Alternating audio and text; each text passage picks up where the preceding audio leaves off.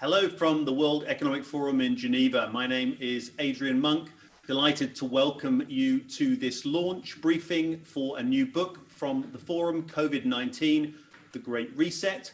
I'm joined here in our studios in Geneva by the authors, Thierry Malloret, a former forum colleague, and by Professor Klaus Schwab, who is the founder and executive chairman of the World Economic Forum, and also by my colleague Sadia Zahidi, who leads the economic and societal work here in Geneva. By hearing from Klaus. And Klaus, perhaps you can introduce the book, its themes, and tell us what the objectives are for the Great Reset.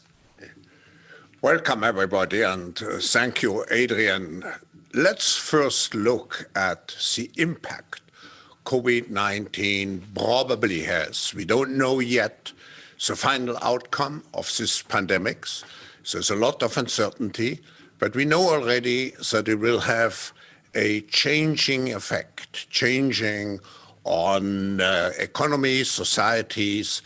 It's not just to be compared with the economic crisis which we had to pass through 10 years ago. The effect will be much similar to World War, and actually all countries in the world are affected. So if we look at the impact, of course, we first see the impact on global economic growth. Even in the most optimistic estimates of the IMF and OECD, we will be back to the output level of the end of 19 only at the, in the best case, only at the end of 21. So look at the debt which we are loading on our shoulders. The world was already indebted at an amount of over 300% of GDP. Now, the rescue programs of the governments represent another $10 trillion, which will be added to our debt load and will have to be, in some way, be repaid by future generations. I'm also, of course, looking at the unemployment, which and the impact on livelihoods. We know many people, according to the ILO, about 50% of people in the world will be affected, combined, taking the combined effects of COVID-19 and the fourth industrial revolution. And finally, not to forget the figures. I mean, we look at the statistics, we see more than 500,000 people who have died. Just imagine the personal tragedy which is behind all those cases. So we have to be very careful not just to look at the figures. Now, when we look at COVID, I think we should distinguish between three phases. We have the three R's: restrain, which means to fight the virus, the hot phase. Most countries are in today. Then we have recover, to go back to a kind of new normal. And finally, the reset, which means to define and to design the strategies which should lead us in the after-corona phase. What is the objective? What kind of world do we want to build? What do we know? What did we learn? I think the world which we want to create with the Great Reset has to be much more resilient. It has to be because security, people will demand for more security, physical security, health security. It will have to be more inclusive.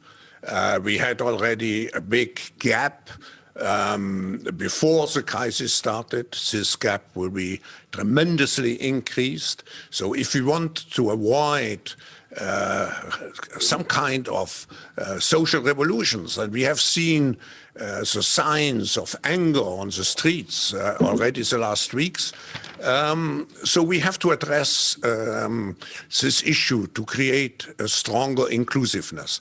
And finally, more sustainable, because we know now that the next crisis is already waiting for us around the corner, and it is the climate crisis.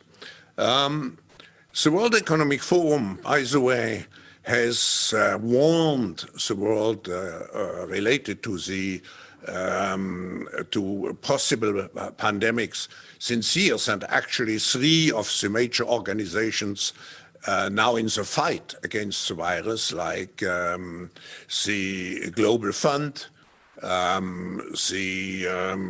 particularly also CEPI. All those organizations were created in Davos. So we know that the next crisis may come on us, and we have to be better prepared. So what does it mean in practice? 5 things, 5 priorities. The first one is we have to redefine our social contract to integrate more inclusion. We also have to make sure that we integrate much more in the social contract our responsibility towards the next generation. We cannot just think of the debt, leave all the solutions and to be paid for by the next generation. So the social contract, and in the social contract, we also have to look at one specific issue. So COVID will create again a gap between the so-called industrialized and emerging countries. The emerging countries, at least some of them, suffering much more compared to some of the countries which have a well-established social safety net. Then second, so it's a social contract. Second, it's the decarbonization of the economy to protect us against let's say, an environmental virus. And here we will publish tomorrow, by the way, a report which shows clearly that there is no contradiction between taking care of nature and particularly creating the need to create jobs and to invigorate the economy. Just to give you one figure which has been calculated, if you take an investment of $300 billion dollars or euros, it could create in the nature-based economy something around 400 million additional jobs. So, social contract, green economy, but number 3, and that's a major part also of the book, because, you know, I published 4 years ago the book, The Fourth Industrial Revolution. All those technologies are very much advanced now by COVID. Everything will be digitalized, which can be digitalized. So how can we use the technologies to address the challenges, but at the same time make sure that we create the necessary ethical, human-oriented principles around those technologies. Then, finally, what is the role of companies in this new post-COVID era? I think we are moving from short-term to long-term, from shareholder capitalism to stakeholder capitalism.